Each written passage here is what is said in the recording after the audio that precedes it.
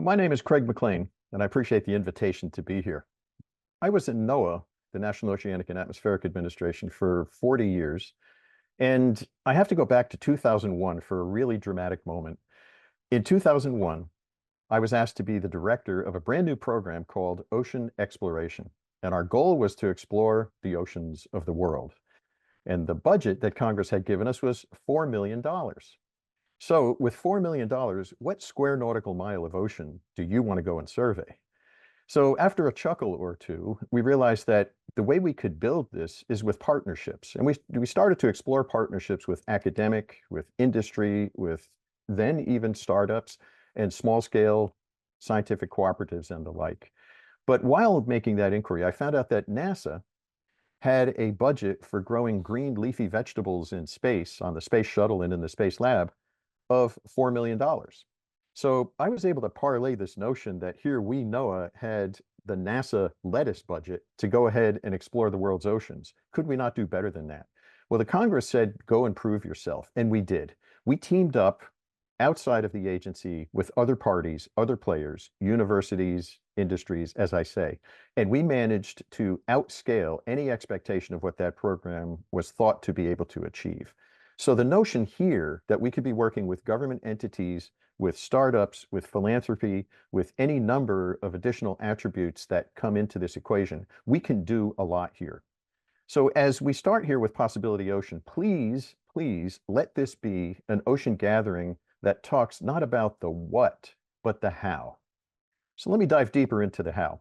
Back in the creation of the agency I came from in NOAA, NOAA was asked to, in addition to studying fisheries and weather, to be the ocean agency, but to be looking at the relationship between the ocean and the atmosphere.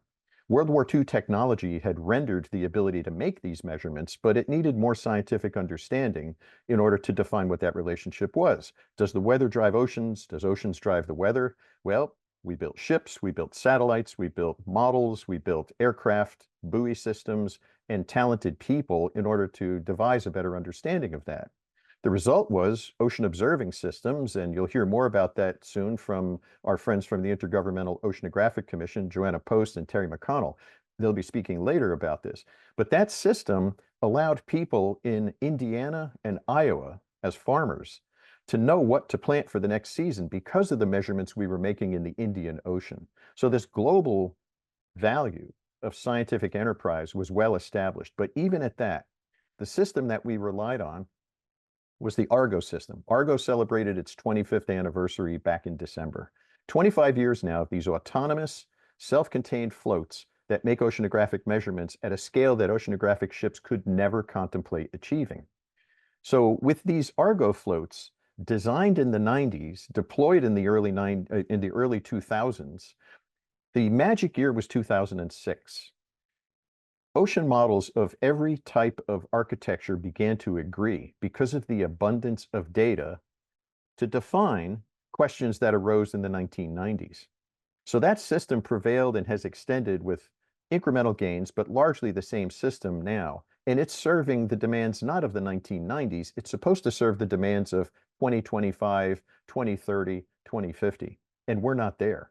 At the best level and scale to measure, the system is 4 to 5 times less than what it needs to be in order to comprehensively cover the oceans with the type of measurements that we need to deal with today's climate challenges and climate problems.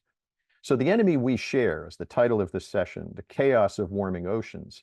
That is true and that is upon us. We need not dwell on that circumstance, but we need to dwell on the how of the solutions. So now, while we were 4 to 5 times underwater, if you forgive the pun, in the observing system, based on what we needed, governments have proven that they were not capable and have not been capable of expending the resources necessary to deliver the type of system we need. But now we have the remarkable political interruption in the United States, which historically, the United States has been funding 50% of the world's ocean observing systems. That is not going to be a remainder. In fact, given the reduction of the Trump administration, number one, against climate science. They don't believe in climate science, and they have pulled out of the Paris Agreement. Number two, we're cutting agencies deeply in finance and the personnel on board. And when we cut those agencies, we're cutting the academic institutions as well.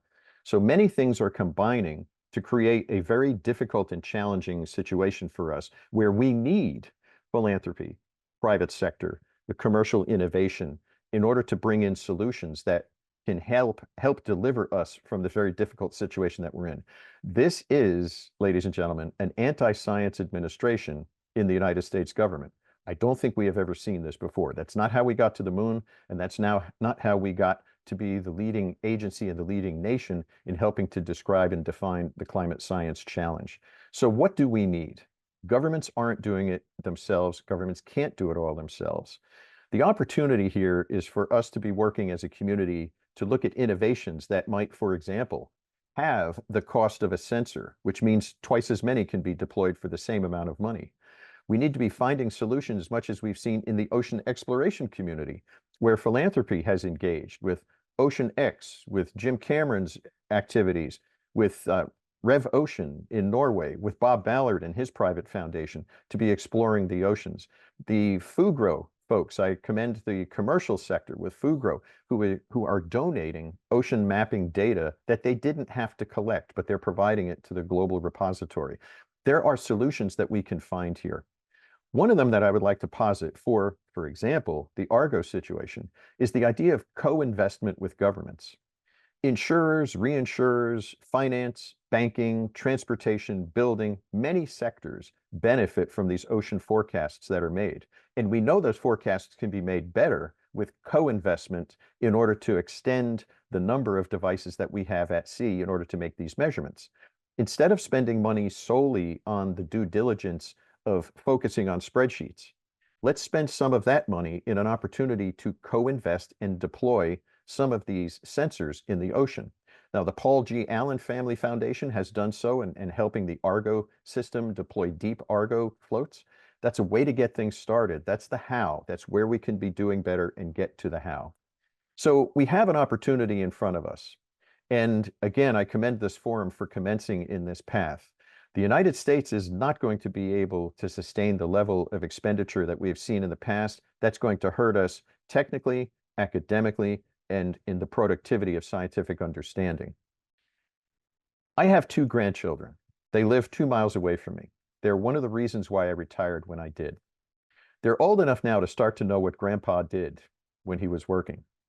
I don't want them to be living in a Mad Max movie set in the future and look back and say, why didn't the old man try harder? I live by that, and I hope that you can share in that value as well. So I commend you to a good conference where solutions may be found. Let's work on the how, and thank you for your interest in pursuing this.